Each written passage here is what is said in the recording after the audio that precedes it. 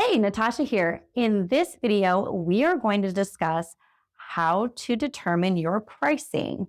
Some may feel like this is unconventional. However, I see this as alignment of all things you and your business. So, if you want to dive into things more deeply, I invite you to take my 2-minute Are You the Bottleneck quiz to find out who or what is slowing down your progress.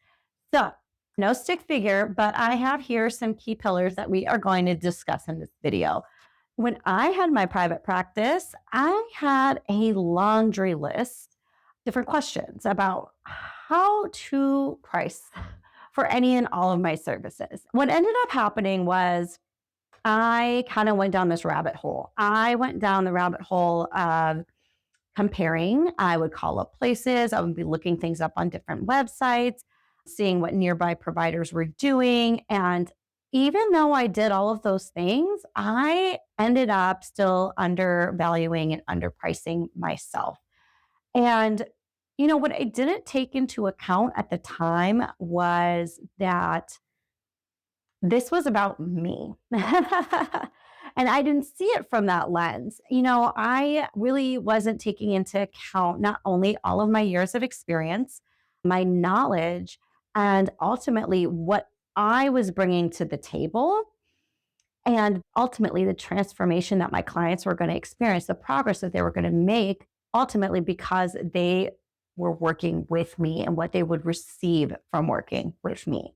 So, what I would like you to ask yourselves is, what is a rate or rates that I feel is reflective of my expertise? Okay, think about that for a little bit.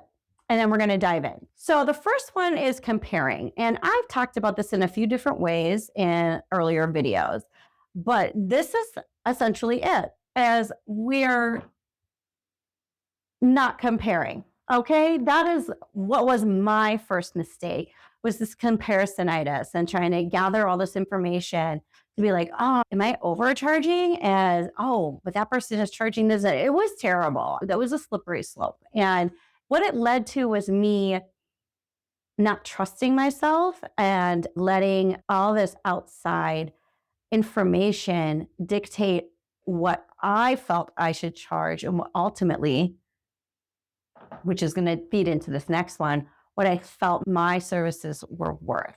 Because at the end of the day, yes, these are services, and a lot of these are billed as certain CPT codes, which have certain criteria that of activities or whatever implanted in these codes. However, it is more than that, right? Because there's a lot of things that we do as providers that aren't billable for. I mean, there's bedside manner. There's, all these other things that aren't necessarily by the book, like what we learn in school type things, how you make someone feel, how you can counsel someone through a really difficult experience, how you're able to encourage, support, and coach people to be able to make the progress, and of course instruct them and educate them and do all the things that within our scope that we do.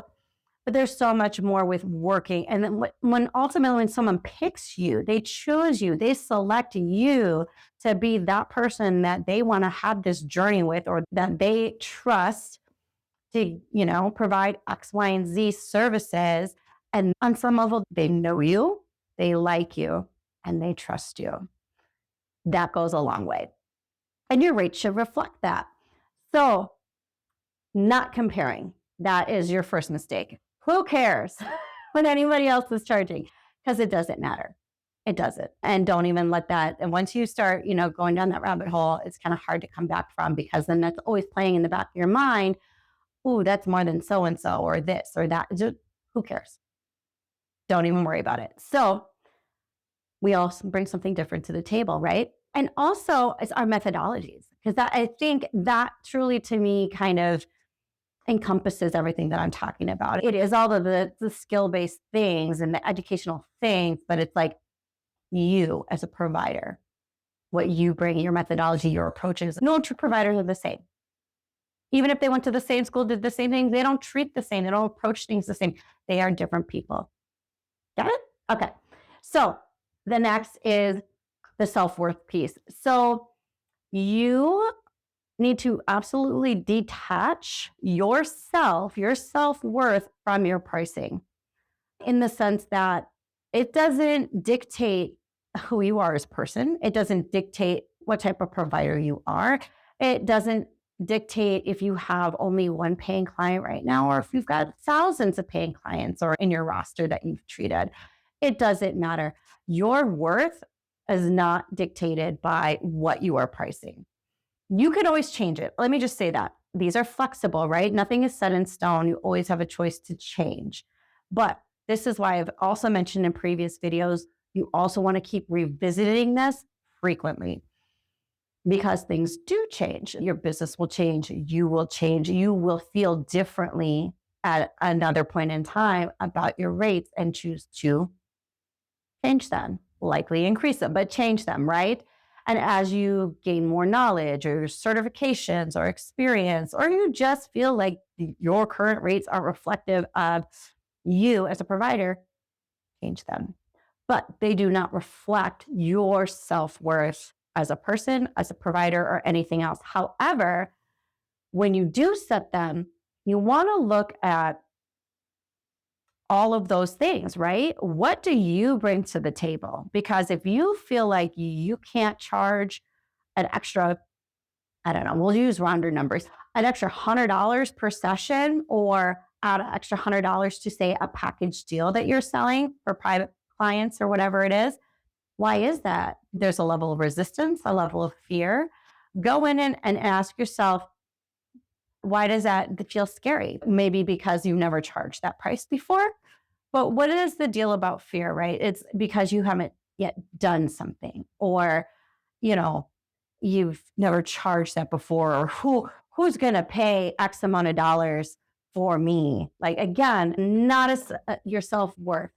And we're going to get down to it because I'm going to end up jumping ahead to the wallet share. But you have to just, what feels aligned to you and what feels good to you. But no, whatever feels good to you, you can tack on a little extra. And I say that because even when I stopped comparing to other people and I set my own rates, even though I did all this research, I still undercharged myself when it came to my private pay. And now, hindsight being 2020, it was unfortunate that I wasn't able to see my worth as a provider at that point, outside of being an employee, getting paid an hourly rate, doing what I was doing. So you are likely still undercharging because you are fearful of charging more.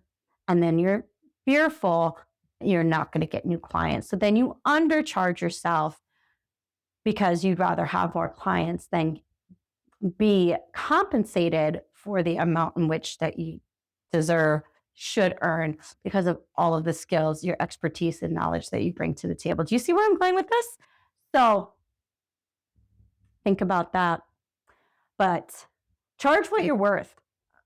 Now, judgment. This is another one. I kind of touched on it already. It's kind of hard because they all kind of blend together, because this all has to do with our feelings. Because when we charge for services in our business, we tend to look externally, right?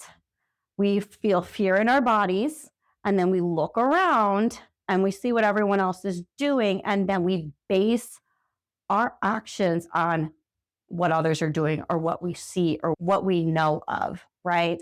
So we may fear what others think about our rates.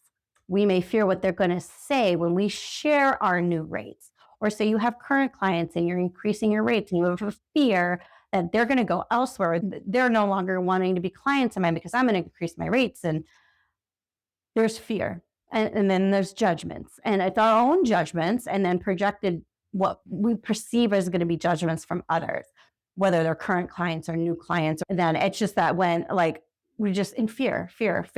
You have to try and put all of that aside. And again, what feels aligned to you? What feels good to you when you go to say a new consult for a client, and you share, I want you to visualize that and say whatever your new rate or your desired rate that you haven't shared with anybody, and how does that feel for you? Does that feel good? Does that feel like a good number? Does that feel reflective of all the things that you bring to the table, the transformation that you help facilitate with all of your clients, how great you are as a practitioner, how great your services are as your company or your brand or whatever it is? Does that feel good to you? Because all that matters at the end of the day is what feels good to you. Don't worry about anyone else but you. And that is how you price without guilt. And so lastly is wallet sharing. I love this because I never knew there was a term for this, but this is great. Wallet sharing means, say I'm a new client of yours, and you are now going to share with me your new rate.